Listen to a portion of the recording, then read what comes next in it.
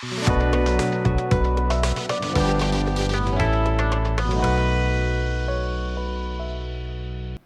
అండి. నా పేరు డాక్టర్ ఆర్ఎంపి శెట్టి. జ్యోతిష్ శాస్త్ర విభాగంలో గత కొన్ని సంవత్సరాలుగా అనేక విషయాలు మీకు తెలుపుతూ వస్తున్నాను. మీరు చూస్తున్నారు, అనుసరిస్తున్నారు, లాభపడ్డారు కూడా. చాలా సంతోషంగా ఉంది.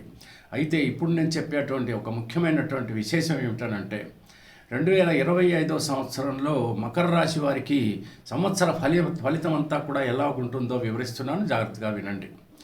ఈ యొక్క 2025 సంవత్సరం అనేటప్పటికీ ఇది ఆంగ్లేయ సంవత్సరం, అంటే ఇంగ్లీష్ సంవత్సరం అన్నమాట. 1/1/2025 రోజున మనకి నూతన సంవత్సరం ప్రారంభం అవుతుంది. అయితే ఈ సంవత్సరానికి సంఖ్యాశాస్త్ర పరంగా మనం ఒక వివరణ తీసుకోవాలి అని అంటే 2025 అనేటప్పటికీ 2+2+5, 2 అనగా చంద్రుడు, 2 అనగా చంద్రుడు, 5 అనగా బుధుడు. చంద్రుడు అంటే సముద్రాలపైన, బుధుడు అంటే వ్యాపారాలు, సముద్రాలపైన వ్యాపారాలు సవ్యంగా సాగుతాయని మనం అర్థం చేసుకోవచ్చు. అదే మనము 2+2+5 కూడినట్టయితే 9 వస్తుంది. 9 అని అంటే కుజుడు అంటే ఏంటంటే హింసాత్మకమైనటువంటి గ్రహం, అంటే వాయిలెన్స్ లార్డ్ అని అంటారు. సైన్యాధిపతి అయినటువంటి సుబ్రహ్మణ్య స్వామి దీనికి కారకుడు అవుతాడు. అయితే ఇది అగ్నితత్వానికి కారణం. ఈ యొక్క ఈ కుజుడు అగ్నితత్వానికి కారణమైనప్పుడు ప్రపంచమంతా కూడా ఒక రకమైనటువంటి హింసాత్మకమైనటువంటి పరిస్థితుల్లో నెలకొని ఉంటుంది అని మనకి అర్థమవుతోంది. సముద్రాలపైన కూడా ఏవైనా యుద్ధాలు జరగవచ్చు, ఆ వాయు ప్రమాదాలు కలగవచ్చు, భూమి కంపించవచ్చు, లేకపోతే రకరకాలైనటువంటి ఈ లావాలు, వాల్కనోసు పేలవచ్చు.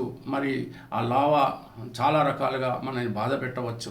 సముద్రం అనేటువంటిది పొంగవచ్చు, తుఫాన్లు రావచ్చు, ఇలాంటి సునామీలు రావచ్చు. ఇలాగా అనేకమైనటువంటి విపరీతమైనటువంటి సంఘటనలు 2025 సంవత్సరంలో మనం చూస్తాము అనేటువంటిది ఈ కుజుడు మనకి అర్థం చేసేలా తెలుస్తుంది.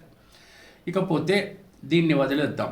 ఇక మనము జ్యోతిష్ శాస్త్రపరంగా ఒక్కసారి ఆలోచించినట్టయితే ఈ యొక్క అంటే మనకి ఉగాది నుంచి, మెయిన్గా మనకి ఉగాది నుంచి నూతన సంవత్సరం ప్రారంభం అవుతుంది.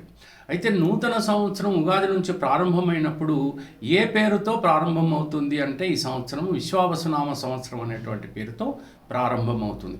అప్పుడు గ్రహాలన్నీ కూడా అనేక రకాలుగా మారేటువంటి పరిస్థితి ఏర్పడుతుంది. అది ఎలాగానంటే 29వ తేదీ మార్చి 2025 రోజున శనైశ్వరుడు కుంభరాశిలో 2.5 సంవత్సరాలు ఉండగా ఈ యొక్క ఆ తేదీ నాడు ఆయన మీనరాశిలోకి ప్రవేశిస్తాడు. మీనరాశి అనేటప్పటికీ జలరాశి, అంటే అది కూడా సముద్రానికి సంబంధించినటువంటి రాశి. మరి ఈ యొక్క శనైశ్వరుడు ఏంట్రా అని అంటే క్రమశిక్షణతో కూడినటువంటి ఒక గ్రహం. అంటే ప్రపంచాన్నంతటిని ఏదో రకంగా శిక్షణ ఇచ్చో ప్రపంచాన్ని ఒక క్రమశిక్షణ పదంలో నడిపించాలన్న అటువంటిది ఉద్దేశమే అతనిది. వాయుకారమైనటువంటి శనైశ్వరుడు జలంలో ఉన్నప్పుడు ఖచ్చితంగా సునామీ అనేటువంటిది, తుఫాన్లు అనేటువంటి, చాలా వాయు ప్రమాదాలు అనేటువంటి అనేక రకాలైనటువంటి హింసాత్మకమైనటువంటి దృశ్యాలు మనము చూస్తాం. ఈ మీనరాశిలో ఈయన ఎంతకాలం ఉంటాడంటే 2.5 సంవత్సరాల కాలము ఈయన ఉంటాడన్నమాట. అదే మనం గురువు కనుక తీసుకున్నట్టయితే ఇంతకాలంగా వృషభ రాశిలో ఉన్నాడు. అటువంటి వృషభ రాశిలో ఉన్నటువంటి గురువు మరి 14వ తేదీ మే 2025 రోజున ఈ యొక్క మిథున రాశిలోకి ప్రవేశిస్తాడు. మరి రాహుకేతువులు వీళ్ళిద్దరు కనుక తీసుకుంటే రాహు వచ్చేసి 18వ తేదీన మీనరాశిలో నుంచి కుంభరాశిలోకి, 18వ తేదీ మే 2025 రోజున అదే రోజున మళ్ళీ కేతువు మాత్రము సింహరాశిలోకి ప్రవేశిస్తాడు. మరి ఇలాగా ఉన్నటువంటి పక్షంలో మిగతా గ్రహాలన్నీ ఎలాగనంటే చంద్రుడు మాత్రమే 2.5 రోజులకి ఒక రాశిలో నుంచి ఇంకొక రాశిలోకి ప్రవేశిస్తాడు. మిగతా గ్రహాలన్నీ కూడా ఇంచుమించుగా నెల రోజులకి ఒక రాశిలో నుంచి ఇంకొక రాశిలోనికి ప్రవేశిస్తారు. ఇలాంటి పరిస్థితుల్లో గురువు అనేటువంటి గ్రహం ఏదైతే ఉందో తానున్నటువంటి ప్రదేశం నుంచి, అంటే మిథున రాశిలో ఉన్నటువంటి ప్రదేశం నుంచి 3 భావాలని చూస్తాడు. ఒకటి 5వ భావము, ఒకటి 7వ భావము, మరొకటి 9వ భావము. 5 అనగా సంతానము, 7 అనగా భార్య కానీ లేకపోతే జీవిత భాగస్వామి కానీ వ్యాపార భాగస్వామి కానీ, 9 అనగా భాగ్యస్థానం. కానీ ఇక్కడ మకర రాశి వారికి ఈ యొక్క గురువు ఏ స్థానాలను చూస్తున్నాడంటే 10వ స్థానాన్ని, మరి 12వ స్థానాన్ని, 2వ స్థానాన్ని చూస్తున్నాడు. ఈ స్థానం చాలా క్షేమకరంగా ఉంటాయి అని అర్థం. అంటే వృత్తిపరంగా చాలా అద్భుతమైనటువంటి పరిస్థితులు నెలకొని ఉంటాయి. అది ఉద్యోగస్తులైతేనేమి, వ్యాపారస్తులైతేనేమి, మరి 12వ స్థానాన్ని చూసినప్పుడు కొంచెం లాస్ అనేది లేకుండా ఉంటుంది. 2వ స్థానాన్ని చూసినప్పుడు ధనరాబడి చాలా బాగుంటుంది అని మనం అర్థం చేసుకోవచ్చు. అయితే ఇక్కడ మనము ఇంకొక రకంగా అర్థం చేసుకోవాల్సింది ఉంది. ఎందుకనంటే మనకి పంచాంగ ప్రకారంగా తీసుకున్నట్టయితే ఆదాయం ఎంత, వ్యయం ఎంత, రాజపూజ్యం ఎంత, అవమానం ఎంత, ఇది కూడా మనకు అర్థమైపోతే మిగతా విషయాలన్నీ కూడా మనకు తెలిసిపోతాయి. ఎలా నడుచుకోవాలో మనకు అర్థమైపోతుంది. ఇక్కడ కనుక ఆదాయం తీసుకుంటే 8గా ఉంది, వ్యయం తీసుకుంటే 14గా ఉంది. అంటే అప్పుడు వ్యయం ఎక్కువగా కనపడుతుంది మనకి. అంటే రాబడి అనేది ఉంది, కానీ ఆ ఆదాయం 8 పాళ్ళు మాత్రమే ఉంది, 14 పాళ్ళు ఖర్చు ఉంది అని అంటే అది శుభకార్యాల నిమిత్తం కావచ్చు. ఎందుకంటే 12వ క్షేత్రాన్ని ఎప్పుడైతే గురువు చూస్తున్నాడో శుభకార్యాల నిమిత్తం మనం ఖర్చు పెట్టవలసి వస్తుంది అనేటువంటిది అర్థమవుతుంది. అది జన్మదినాలకో లేకపోతే ఏదైనా వివాహాలకో గృహానికో ఏదో రకం మనం గృహం పర్చేజ్ చేసినప్పుడు కానీ, వాహనం పర్చేజ్ చేసినప్పుడు కానీ, చదువుల కోసమో కానీ మనం ఖర్చు పెట్టాల్సి వస్తుంది. అటువంటి ఖర్చు కోసం మనం కొన్ని అప్పులు కూడా చేయవలసి రావచ్చు. కాబట్టి ఖర్చు అనేటువంటిది శుభకార్యాల నిమిత్తం మనకి ఖర్చు ఎక్కువగా కనపడుతుంది అని మనం చెప్పుకోవచ్చు.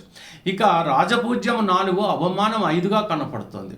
అంచేత అవమానము 5 పాళ్ళు అంటే 1 పాలు ఎక్కువగా కనపడుతుంది. కాబట్టి ఎప్పుడైతే మనకి శనైశ్వరుడు మరి క్రమశిక్షణ విధానంలో మనని ప్రపంచాన్ని నడిపించగలుగుతానని అనుకుంటున్నాడు, మనము ధర్మబుద్ధితో నడిపించినటువంటి పక్షంలో ఖచ్చితంగా అవమానాలు పాలు అయ్యేటువంటి అవకాశాలు ఉండవు.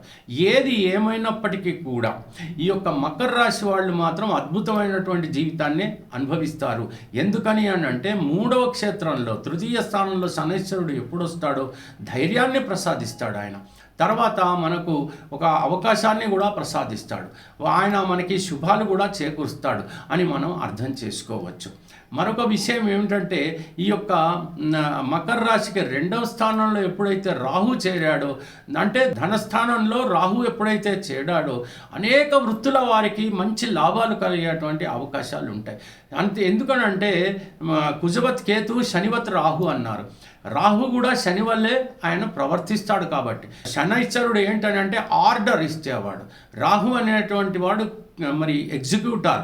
అసలు ఈ కలియుగానికి రాహుకేతువులే ప్రధాన గ్రహాలు అయినటువంటి పరిస్థితుల్లో ఈ రాహు ఎప్పుడైతే ధనస్థానంలో కుంభక్షేత్రంలో ఉన్నాడో ఖచ్చితంగా అనేక రీతుల టెలికమ్యూనికేషన్స్ కానీ, ఐటీ రంగాలు కానీ, చలనచిత్ర రంగాలు కానీ, లేకపోతే ఈ వైద్య వృత్తులకు కానీ, మరి హాస్పిటల్స్ కానీ, మనకు అనేక రకాలుగా ఎన్నో కాస్మెటిక్స్, తర్వాత హోటల్ వ్యాపారాలు కానీ, ఇంపోర్ట్స్ ఎక్స్పోర్ట్స్ కానీ, లేకపోతే ఇంకా ఇతరత్ర చర్మ సంబంధమైనటువంటి కార్యక్రమాలు కానీ, రసాయనాలు కానీ, అనేక రకాలైనటువంటి వ్యాపారాలు అద్భుతంగా సాగేటువంటి అవకాశాలు ఉంటాయి. ధనరాబడి కూడా చాలా అద్భుతంగా ఉంటుందని మనం చెప్పవచ్చు. అయితే వ్యాపారాలు మాత్రమేనా, ఉద్యోగులకు కాదా అని అంటే ఉద్యోగంలో ఉన్నటువంటి వాళ్ళు కూడా ధర్మబుద్ధిన కనుక ప్రవర్తించినట్టయితే అద్భుతమైనటువంటి రీతిలో ఉంటుంది. ధనరాబడి బాగా ఉంటుంది. ఆ తర్వాత ప్రమోషన్లు దక్కుతుంది. ఏవైనా రావాల్సినటువంటి బాకీలు ఉంటే తప్పకుండా మీకు చేరుతుంది. ఎవరికైనప్పటికీ కూడా ఏదైనా ఇంతకాలం అప్పిచ్చుండి మొండి అప్పులు ఏదైతే వాళ్ళు ఇవ్వలేకపోతుంటారో ఇప్పుడు కనుక మీరు గట్టిగా మీరు ఉండగలిగితే మాత్రం తప్పకుండా ఆ అప్పులను మీరు రాబట్టుకునేటువంటి పరిస్థితులు మీకు ఈ సంవత్సరం అంతా ఏర్పడుతుంది. కేతు అనేటప్పటికీ 8వ స్థానంలో ఉన్నాడు కాబట్టి కొంచెం మానసిక ఆందోళన మాత్రం సంవత్సరం అంతా ఉంటుంది. అది అనవసరమైనటువంటి భయము, అనవసరమైనటువంటి ఆందోళన. మరి ఇంట్లో వాతావరణం ఎలా ఉంటుంది అంటే సర్వసామాన్యంగా ఉంటుంది. దాంపత్య జీవనంలో అద్భుతమైనటువంటి రీతిలో ప్రేమ, అనురాగము, అభిమానం అన్నీ కూడా ఉంటాయి. గౌరవం దక్కేటువంటి పరిస్థితులు ఉంటాయి. విందు వినోదాల్లో కూడా పాల్గొంటారు. తర్వాత తీర్థయాత్రలకు వెళ్ళేటువంటి అవకాశాలు ఉన్నాయి. విహారయాత్రలకు వెళ్ళే అవకాశాలు కూడా కనపడుతున్నాయి. మరి ఈ యొక్క వివాహం కానటువంటి వాళ్ళు చాలామంది ఉంటారు. ఆలస్యం జరిగి ఉంటుంది, కానీ ఇప్పుడు మాత్రం వివాహాలు జరిగేటువంటి అవకాశాలు ఎక్కువగానే కనపడుతున్నాయి. తప్పకుండా మీ ప్రయత్నాలు మీరు సాగించండి. త్వరితగతిలో వివాహాలు జరిగేటువంటి అవకాశాలు ఉన్నాయి. కోర్టు కేసులు ఉన్నటువంటి వాళ్ళు వెంటనే పూర్తి చేసుకోవడానికి ప్రయత్నించండి. మీరు విజయం అనేటువంటిది పొందగలిగేటువంటి అవకాశాలు కూడా కనపడుతున్నాయి. ప్రొఫెషనల్ రంగంలో ఉన్నటువంటి వాళ్ళు ధర్మబుద్ధిన కనుక వ్యవహరించినట్టయితే గౌరవంతో పాటు తప్పకుండా ఆర్థిక పరిస్థితి కూడా చాలా మెరుగుపడేటువంటి అవకాశాలు మనకు కనపడుతున్నాయి. చిన్నపిల్లలు కూడా ఎటువంటి పరిస్థితుల్లో మిమ్మల్ని సతాయించకుండా మిమ్మల్ని తప్పకుండా గౌరవిస్తారు. పెద్దల ఆశీర్వాదాలు కూడా పొందేటువంటి అవకాశాలు ఉన్నాయి. సంతానం ఉత్తీర్ణులయ్యేటువంటి అవకాశాలు అవకాశాలు ఉన్నాయి, విద్యాపరంగా బాగుంది, అనేక రకాలుగా బాగుందని మకర రాశి వాళ్ళకి మనం ఖచ్చితంగా చెప్పచ్చు.